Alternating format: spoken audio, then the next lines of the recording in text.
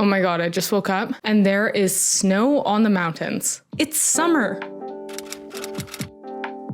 We have been living in New Zealand for 4 months now, and we have some thoughts. We have absolutely been loving our time here in New Zealand, and as Canadians, we want to talk about some of our observations, what it's been like living here. Okay, and straight off the bat, I have to say that we are living here specifically in Queenstown. And before you say it, because we hear it all the time in the comment section, Queenstown isn't even real New Zealand. You know what? I know what you mean. Look, we're from Vancouver, BC, and I feel kind of the same when we have so many tourists come from Australia and other countries and they go and just live in Whistler. So we can equate Queenstown to living in any kind of ski town like Whistler or Banff. And sure, it's a little bit more expensive and maybe not always the best representation of what it's like throughout the entire country. That being said, we have been so lucky to be packing up our camper every week. We work 4 days on and 3 days off, and we've taken our vehicle all around the South Island and have brought you guys along with us. So let's talk about our thoughts.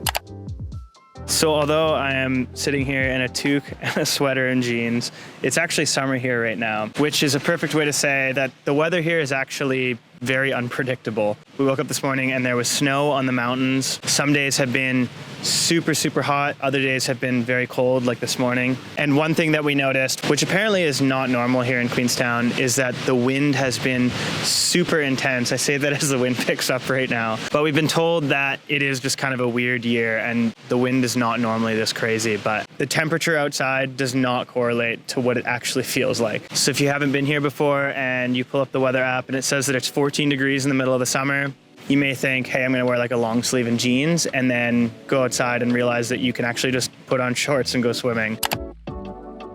It's so windy. Something that has truly blown me away is the hospitality here. The Kiwi hospitality is actually just unmatched. This has nothing to do with New Zealand, but we've just had really bad luck with tech here and like repairs and breakdowns since we got here. There was one day where our car broke down and we were quoted $3,000 to fix it, and then my computer broke down the same day and it cost me $4,000 to replace it. And I'm not even like talking about financial hospitality whatsoever. We have taken $0 from anybody except for our employers and trade for our work. But when those things both happened, we got so many people reaching out to us, both online and people that we knew just from in person, saying things like, oh, you can use my garage, you can use my camera, please take this, like come stay at my place. People have offered us dinner, like all sorts of things. I found the hospitality here to be absolutely unmatched, and we're so grateful to have met so many amazing Kiwis here. The New Zealand dollar is not really the strongest dollar, but we do consider the pay to be much higher than it is in Canada. The minimum wage here in New Zealand is $23.15, but most employers typically pay more than that. And I feel like in Canada, at like most retail jobs, things like that, they almost always pay minimum wage, whereas here, I don't really know of anybody who gets paid just minimum wage. And speaking about wages and the general price of things, we were aware that we are not moving to the cheapest town in New Zealand. And New Zealand is definitely not one of the cheapest countries in the world. Things can be quite pricey. I actually find that, and like this is largely because we live in Queenstown. Queenstown, like I said, is not very budget friendly, but it is very normal that you go out for food and you're spending about $30 on an entree at a place that's not like a fancy restaurant. But for our fellow Canadians and Americans as well, you have to also remember that it's not a tipping country, so tax and tip is included in the price of food. People are getting paid a living wage. I mean, you can tip, and obviously tips are very much accepted for exceptional service, and people will be really grateful to get one. But it is more than normal to pay your bill at the end of eating and get up and leave the restaurant. Before we came here, I was really nervous about going grocery shopping because we heard that the price of groceries is just absolutely insane. And the thing is that this may say more about Canada than it does about New Zealand, but I actually find that the grocery prices are almost on par with the groceries in Vancouver. But I do find that fruit is really expensive, and also red onions are really expensive. I really noticed that one because usually at home I use a lot of red onion in my cooking. And because we're on an island here in the middle of the ocean, of course, some things are going to be much more expensive because they need to be imported. So we try not to just like blindly pick things up and just purchase them as we would back home. Today, I'm probably going to pass on purchasing a lemon, but sometimes things will fluctuate a bit in price. It's always just best to check the price before you blindly pick things up to purchase them. It's also not frowned upon and totally normal for people to be just barefoot in grocery stores. Like I said, today's a bit cold, but on a hot summer day, people got their dogs out for sure. People may have their dogs out today. A lot. Well, people might have their dogs out today. Okay, so I can't believe after I got dragged for this on TikTok that I'm even gonna bring it up in another video again. A huge observation that we had when we first got here is that pedestrians don't have the right of way always. This is why I love long form content, because I can actually explain what I mean. In BC, pedestrians always have the right of way. So that means if you're standing on the side of the road and you look like you're about to cross, or if you want to cross, if there's interest to cross, cars will slow down for you and come to a stop so that you can cross the road. We also have what are called unmarked pedestrian crossways. Like if there's a four-way intersection, pedestrians will always have the right of way. I'm used to it now. After 4 months of living in New Zealand, I am used to not having the right of way when we're pedestrians. And conversely, when you're driving, you don't have to stop for pedestrians. In fact, you will get honked at and potentially rear-ended if you do just stop for a pedestrian in the middle of the road. So it's been something to get used to while walking and while driving as well. But of course there are designated pedestrian areas, like right now.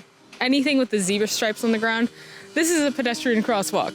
This is the only place that cars will stop for you.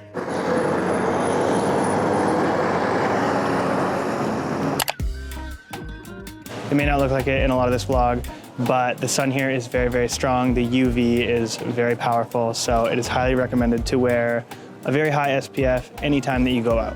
New Zealand actually has one of the highest rates for melanoma in the entire world, so be very, very careful and please wear sunscreen if you are visiting New Zealand.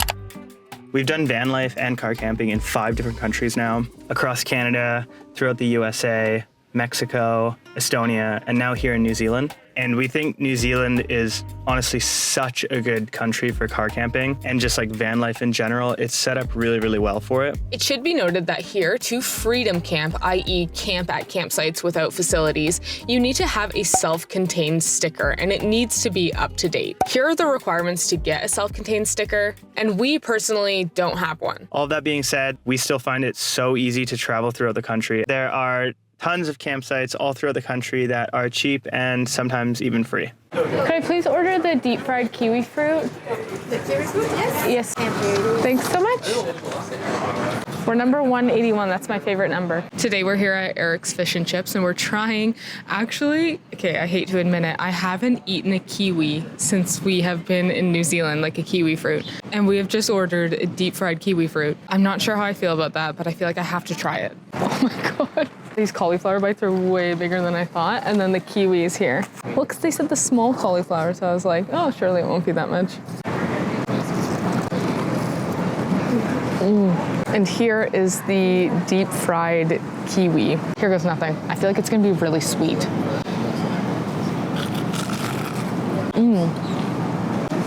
It kind of tastes like apple pie. You fucking love apple pie. And I love apple pie. It was good? It's weird. It's a weird amount like apple pie. Something that we're loving about New Zealand and traveling through the South Island is that the landscapes are just so diverse. I say it in almost every single one of our travel vlogs. It's crazy. Like, you can be on the salty coast and then all of a sudden you're in a rainforest and then all of a sudden you're within the pinnacles and on top of a mountain and in a glacial lake, like in comparison to Canada, okay? Because people from other countries, like European countries, may not agree with this. New Zealand is quite small, but just within like a few hours drive, you can be in a completely different landscape and it's actually mind-blowing. I feel like everywhere we've gone and filmed videos about, we've just been expressing our shock and like surprise for how stunning and different every single place that we go is. And that is what I think I'm loving most about living here so far. Of course, we've only been exploring the South Island. We have not yet made it to the North Island. We did do that on purpose. We're planning on living in the South Island for about 6 months and then going to the North Island to live there as well. We're gonna be moving just a little south of Auckland, but you know how things are with us. There's gonna be a lot more that happens before then. We honestly just can't wait to see more of this beautiful country. Overall, we are absolutely loving our time here in New Zealand. So thank you guys so much for watching, and we will see you in the next video. Bye.